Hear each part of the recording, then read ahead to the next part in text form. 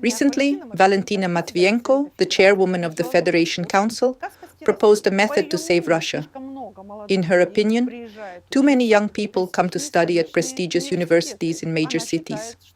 She believes that cities like Moscow, St. Petersburg, and Kazan should restrict the influx of young people, and they should instead study in their hometowns. Madame Matvienko herself seems to forget that she wasn't born in the Federation Council chairman's seat, but in the small town of Shepetovka, in the Kamenets-Podolsky district of Ukraine.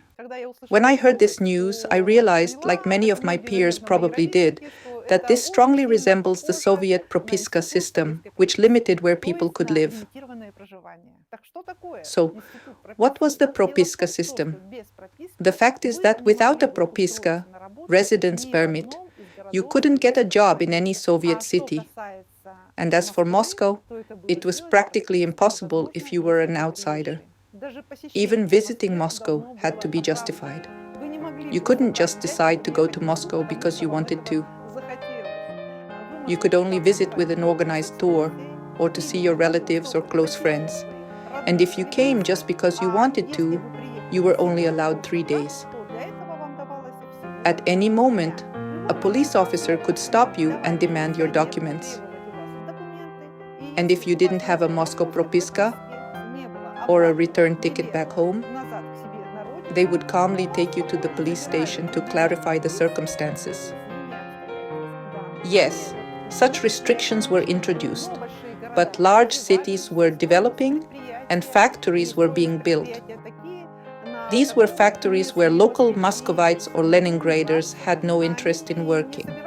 It was unprestigious and poorly paid. So these enterprises received quotas for residence permits. In newspapers and magazines, you could see advertisements that certain factories were recruiting workers to Moscow or Leningrad with housing and residence permits provided. But the residence permit was limited. You could only stay in these cities while you worked at that enterprise. It provided you with housing and meals. As for housing, these were huge dormitories located near the factory. Separate male and female dormitories with long corridors and rooms where 4 to 5 people lived together. And naturally, the conditions weren't the best, with shower stalls and bathrooms shared by many, many people. So conditions weren't great, plus the salaries weren't very high either. Working at these enterprises only gave you enough to pay the minimum for your dormitory, pay for your meals in the public cafeteria, they mostly ate in cafeterias, and cover some small personal needs. Saving money from these jobs was practically impossible. But of course, to encourage people to come work with at least some hope, there was also a carrot. The promise was that if you worked very well for 10 years, without violating workplace discipline, while participating in community activities, then after 10 years, you would receive a permanent residence permit and the right to join the waiting list for housing. And one more crucial condition. While working at the enterprise, you were not allowed to have children. Signs were posted everywhere stating, "No children allowed." These conditions were certainly very difficult for many, but people came with dreams of gaining a foothold in the capital, with the possibility of staying in the capital, hoping for the best. But that was the calculation. Many lives were broken then. I remember a feature film released at that time, Moscow Does Not Believe in Tears. It was a major event for the entire Soviet Union, as it won an Oscar for Best Foreign Film. This movie told the story of limitchiki, or quota workers, about girls who came to Moscow, got jobs at factories, and each achieved their goals. One even became the director of the factory where they started as simple workers. Of course, this was a beautiful fairy tale. It was made so people would believe that if you came and got a job, such wonderful opportunities would open up for you. In reality, it wasn't like that at all. I want to tell you a small story from my own life. I had a classmate. We studied together for a long time in school and were friends. Her name is Vera. She came from a family of doctors, was an only child, and did very well in school. After graduating, she went to apply to the Leningrad Medical Institute. After that, we all went our separate ways, and I lost track of her. Many years later, I visited my parents, and we ran into each other in the courtyard. I was very happy to see her. We hugged and started talking. She told me her story. She had indeed gone to Leningrad to apply to the institute. None of us, including her, had any doubts she would be accepted. But she said they failed her on the exam. She left completely upset after the announcement that she hadn't been accepted. But she didn't want to give up on her goal. She immediately ran to the nearest hospitals, clinics, and medical centers to get hired even as an orderly, as anything at all, so she could prepare for a year, attend courses at the institute, and definitely get in next time. But again, she ran into this propiska issue. They told her, "Oh yes, we would definitely like to hire you. We are actually short-staffed. But the problem is you don't have a residence permit, so we can't take you." Here's what Vera told me next. I was walking along upset when I saw an advertisement that the Skorokhod shoe factory in Leningrad, a very famous, very large factory in the Soviet Union, was recruiting workers. Out of curiosity, I went there because they were offering some seemingly fantastic conditions. I arrived and they explained that yes, of course, no problem. I would get hired, undergo a bit of training, then start working. They would provide dormitory accommodation, meals in the cafeteria, everything good, everything nice. During this time, I could calmly prepare for university entrance. And afterward, I could apply, and everything would be fine. Can you imagine? I agreed, of course. It was such hard work. I worked in the shop where they cast rubber soles. There was a terrible smell from casting these rubber soles for boots. I got extremely tired, and I didn't have any strength to study somewhere additionally or attend courses for admission. The question of how to rest at all didn't even arise. After work, we all barely crawled to the dormitory and simply collapsed. Our only routine was work dormitory, dormitory work, plus 2 days off per week after 10-hour workdays, when you could naturally tidy yourself up a bit, do laundry, go buy some small necessities for yourself. Basically, I had neither strength nor time left for anything else. She continued, and I got so caught up in this routine. In our room, there were 4 girls just like me, and somehow we got used to it.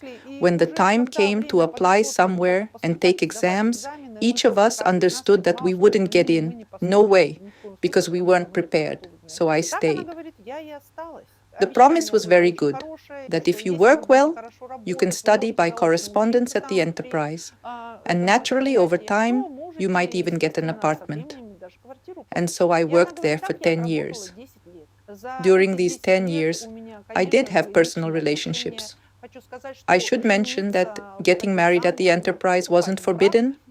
People got married, but again, everyone lived in separate dormitories, the husband in the men's dormitory, the wife in the women's dormitory, and they would meet after work, that's all. I also want to mention that these dormitories had visitation restrictions. Men couldn't visit women's dormitories, and naturally, women couldn't visit men's. Everything was strict, with a special concierge who closely monitored all these movements. And from 11 p.m. until 8 a.m., it was impossible to either leave or enter the dormitory. those were the conditions. She said, I met a young man, we developed a relationship, everything was normal, and then I realized I was pregnant. We understood that he was working and I was working, and we had already completed, you could say, half the path toward getting a residence permit.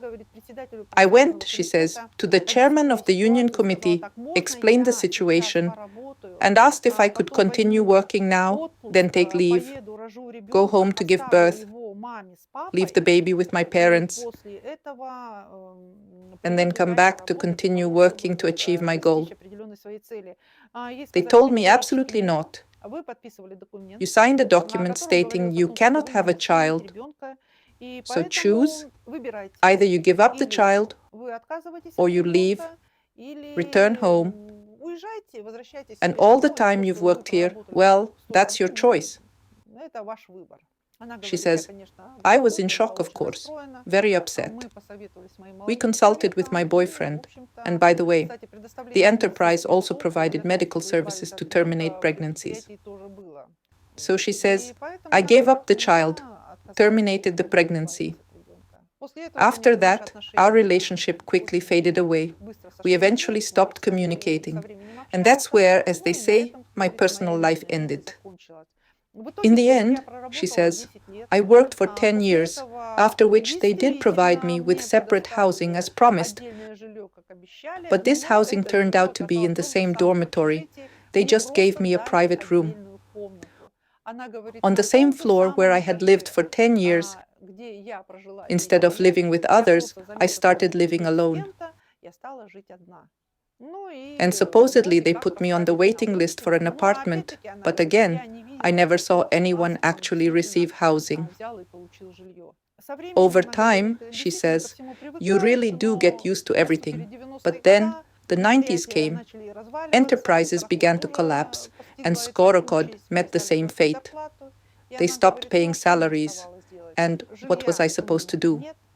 I had no housing, no savings at all, and naturally there were no jobs in Leningrad in the 90s. So I returned home to my parents. Since she had no specialized skills that would help her find work in her hometown, she went to work as a simple baker at a bread factory, which is also very hard work. So regarding these promises about the limit system, well, maybe something did exist, but I never encountered it. But in general, of course, it was a person's choice. And the possibility of choice. At least we residents of other Soviet cities had it, which village residents didn't have. Until 1974, in Soviet villages, a person who had a family, house, cows, farm, working in that same kolkhoz, lacked one thing. They didn't have a passport. Yes, until 1974, not a single collective farmer had a passport in their possession. All passports and residence documents were kept in the safe of the kolkhoz chairman, and only he decided whether you had the opportunity to leave the kolkhoz or not. To go somewhere, you needed very compelling circumstances, perhaps to travel for medical treatment or to visit relatives. He would give you your passport and a note with an official stamp stating, I, the kolkhoz chairman, have released Ivan Ivanovich Ivanov for a certain period from this date to that date.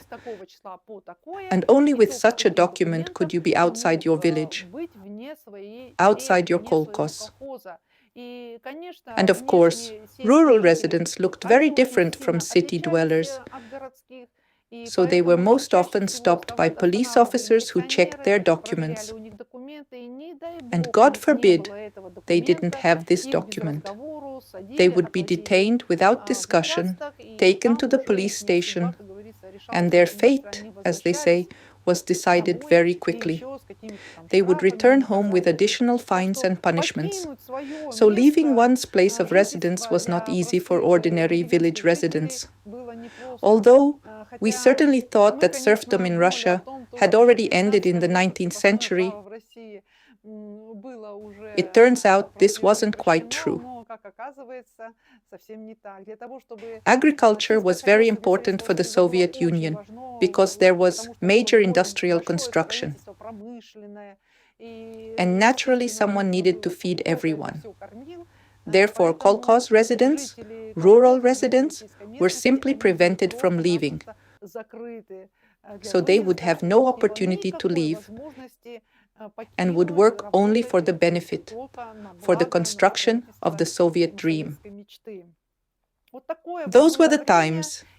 When I remember all this now, and again returning to Ms. Matvienko's statement, nothing in the Russian government is said without purpose. And this is something of a first warning that everything new is well forgotten old. And it's quite possible that to solve Russia's problems, which are very significant now, especially regarding demographics, especially regarding workforce for the periphery, for the cities of the Urals, Siberia, and the Far East. To solve these problems, I wouldn't be surprised if they reinstate this residence permit system. Anything is possible, I'm very curious whether you had something similar in your countries where you live, whether you were allowed to simply leave your place of residence, go somewhere, get settled there and fulfill a certain dream. And many thanks to those who already support us. This was Julie, the Soviet-born channel.